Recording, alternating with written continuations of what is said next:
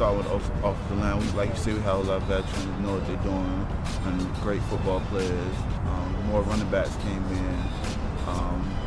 Everyone knows what they're doing. Everyone's getting on the field. Great quarterbacks coming in, spreading the offense. We can do more things now, so offense looking real good.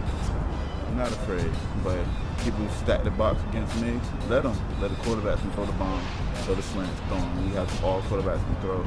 We have receivers that can catch, receivers that can run. We have running backs that go to the receiver and run the ball, catch the ball. I mean, we're talented all the way around. And you said something I read in the paper. You said something about a young kid by the name of Marvin Ford. Yeah. Guy got a lot of speed. Oh, Marvin Ford, he's going to be a great running back in years to come. He reminded me of myself in my freshman year. And everyone tells me on the team, oh, that's you, you look like you your freshman year, and I'm watching him, and he does. So, yeah, he can do real good. It's been going really well, just along with my preparing that I've been doing with rehab and things that I've been doing over the summer to get ready for this opportunity. It's been going real well though. We got a lot of competition out here, a lot of young guys. We have a lot of returners coming back, so this should be fun. You had I guess you had a chance to go back to Oscar Smith and talk to some of the guys, especially who are looking, who have a lot of opportunities to be in college. What was some of the wisdom that you imparted to them as far as, persevering and being wise about things in adversity? You're saying, I got hurt twice and I still stuck with it. A lot of players, a lot of teams, a lot of athletes nowadays will look for the chance. I'm gonna transfer and stuff like that. So, what was your advice to them? Basically, number one, I try to preach grace to them. A lot of guys really don't know how important that is. So, preach grace first and foremost. Staying humble, really staying humble, and giving a lot of people respect when respect is due.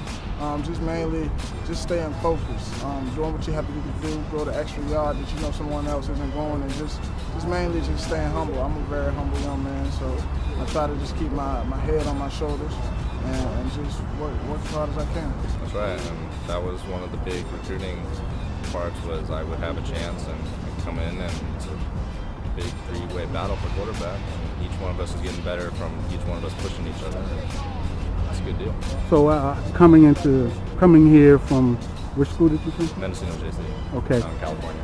So there is an obvious connection between a lot of the HBCUs and California with the recruiting trails and things of that nature. What initially attracted you here? Was the opportunity to come in and at least try to have a good shot at making a starting squad and school, and it's Division I. I can't turn that down. So looking at some of the similarities of the offenses that you ran when you were in JC and now here, is there any similarities, any differences in terminology and things of that nature? Well, it's the same concepts, different terminology, but JC I was strictly spread, but in high school I was a pro style quarterback, so I have a good understanding of both, which they run here. You're more of a drop back passer, and now you're making decisions with the football, giving people the option spread look, and making the decisions with the football.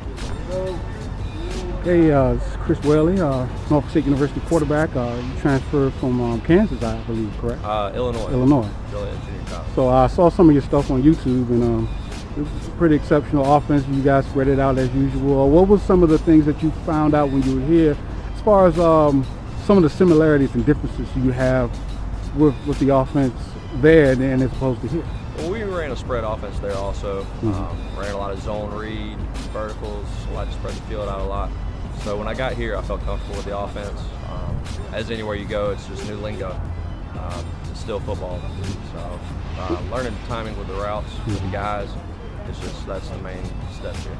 Well, what initially attracted, of course, the chance to play D1 football, what initially attracted you the most? Of course, the opportunity. The chance to compete, to be able to play. Got great competition here. I'm from Tallahassee, Florida, so being in the MEAC, Florida A&M, of course, you grow up around that, and play some of your friends from back home. And senior year, of course, we'll be going back to Tallahassee to play, and that'll be a fun trip. Will Fowler, second center from Norfolk State University. Will, you coming up with a veteran offensive line. You a leader in this squad for the offensive line. Let's just talk a bit about last year's experience and then coming into this year. The experience has been pretty good for you. being so far away from home and things like that? How's that been for you? It's been going good. Going good.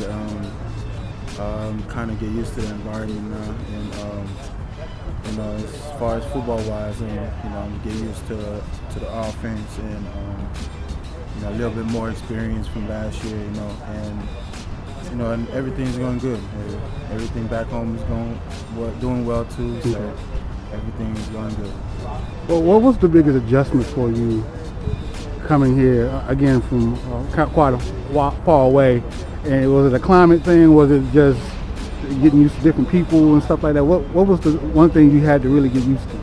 For the most part, I would say everything. I just, it's just, I was trying to say, get used to the people, different area, environment, as far as heat and, the temperature, all that. And just to get used to the, people around me, get to know, my teammates, friends and all that. So that's why, it was a big adjustment for me. So.